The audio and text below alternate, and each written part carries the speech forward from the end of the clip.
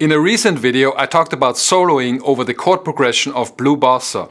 Today I'd like to show you some options for chord accompaniment or comping on the same tune. Let's get into some harmonic trouble, shall we? So first I want to briefly go through all 7 chords and examine what might dictate our choice of voicings for each one. And then I'll play a couple of example choruses to demonstrate various voicing types in action, from relatively simple beginner level to fairly advanced stuff. The overall key is C minor, and that's where we spend 12 out of the 16 bars. For the other 4 bars, we briefly visit the land of D-flat major. The progression starts on the tonic chord C minor. Most sheet music for this song will probably say C minor 7, but on a tonic minor chord, in a jazz context, we always have the option to play either minor 7 or minor 6, minor major 7. If we choose C minor 7, our available extensions are 9, which is D, and 11, which is F, so any voicing containing one or both of those will work.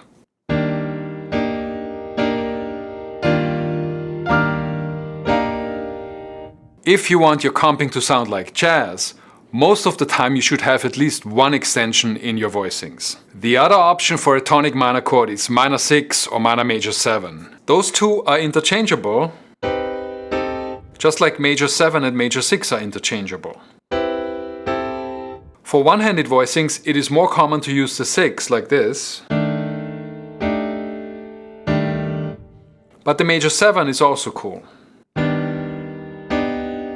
You can also use both like this. In two-handed voicings, it's very common to have both the 6 and the major 7.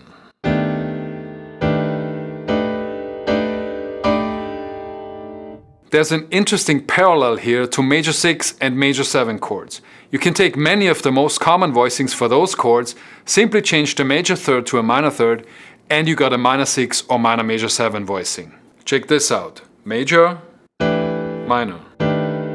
Major, minor. Major, minor. I don't have to make this decision between minor 7 and minor 6 for the whole song. I can use one of them on the first chorus and the other on the second. Or I can use one in bars 1 and 2 and the other in bars 7 and 8. I could even use both of them in bars 1 and 2 to create some melodic movement like this.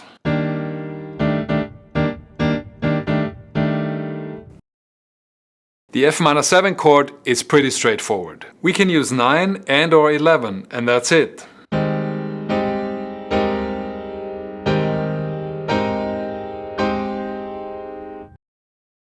Now, the transition from F minor 7 to the next chord, which is D minor 7 fret 5, is interesting.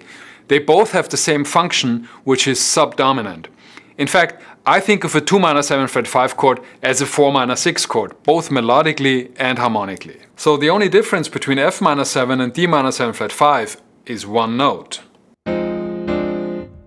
The F minor 7 chord has an E flat and the D minor 7 fret 5 chord has a D. The other 3 notes are the same. So the melodic movement that characterizes the progression from F minor 7 to D minor 7 fret 5 is E flat to D. Now, where else do we know that movement from?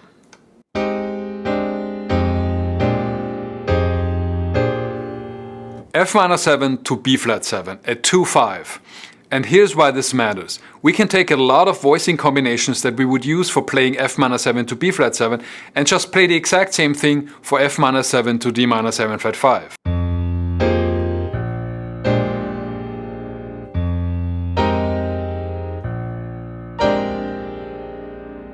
A 4 minor 7 chord moving to a 2 minor 7 fret 5 is relatively common, and this little trick makes it a lot easier to deal with that. The G7 chord that follows functions as a 5 chord in C minor, to which it also resolves. Because of all the available extensions, dominant 7th chords usually present the greatest variety of voicing options. Which ones we choose depends in part on the function of the particular dominant chord we're dealing with. Most of the time we use altered extensions on a dominant chord that resolves up a 4th to a minor chord, especially if that minor chord has tonic function. Flat 9, sharp 9, sharp 11, flat 13 and any combination of those will sound great here.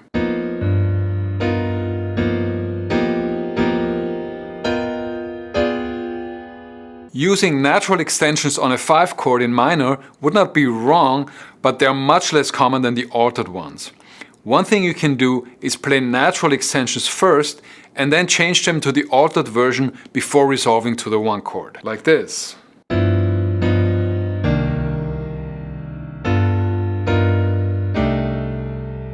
After the G7, we're back to C minor, the tonic chord, which we already covered. So now we're gonna take a brief 4-bar trip to the land of D-flat major, where we just move through a 2-5-1 progression, as you do in jazz standards. The E-flat minor 7 chord is easy. We're gonna treat it the same way we did the C minor 7 and F minor 7 chords. Slap a 9 and or 11 on it, and you're good to go.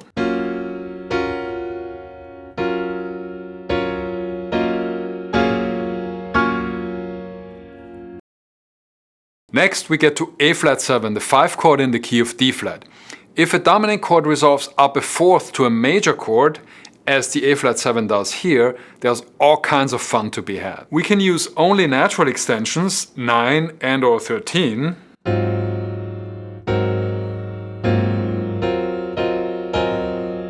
We can use altered extensions. Any combination of flat 9, sharp 9, sharp 11 and flat 13 is possible.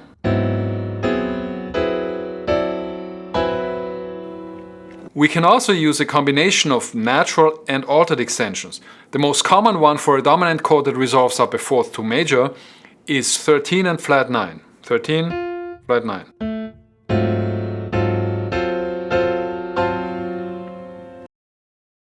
And then finally we resolve to D-flat major 7.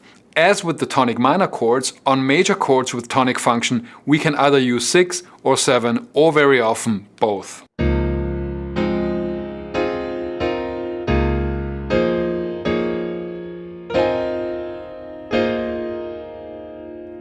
So now I'm gonna play a few choruses to demonstrate how I would comp on this tune. I'll start with a very simple version using only guide tones.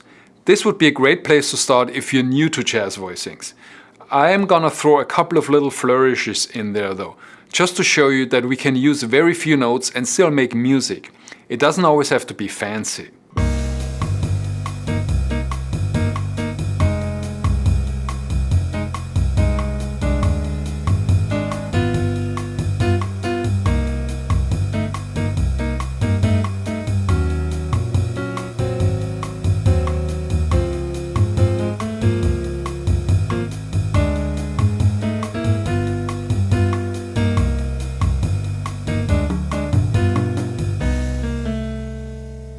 Next, I'll play a chorus using close position one-hand voicings. This is what we might play in our right hand while playing a bass line with our left, or in our left hand while soloing with our right.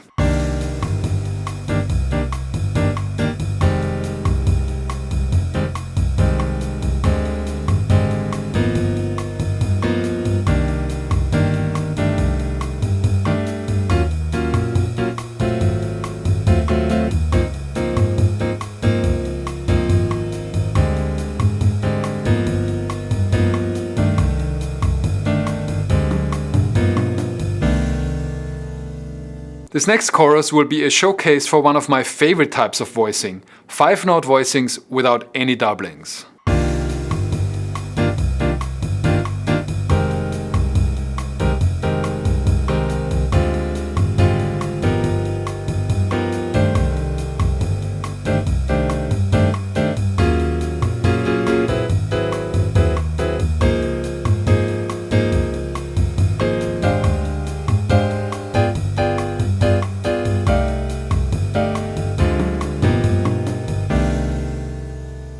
Next, I'll play a chorus using octave and upper structure voicings exclusively.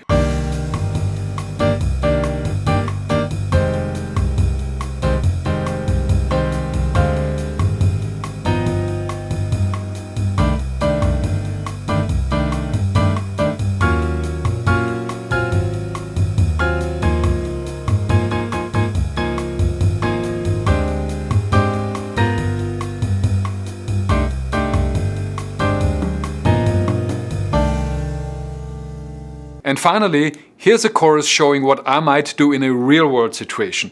I'll use a bunch of different voicing types and also some embellishments for extra hipness.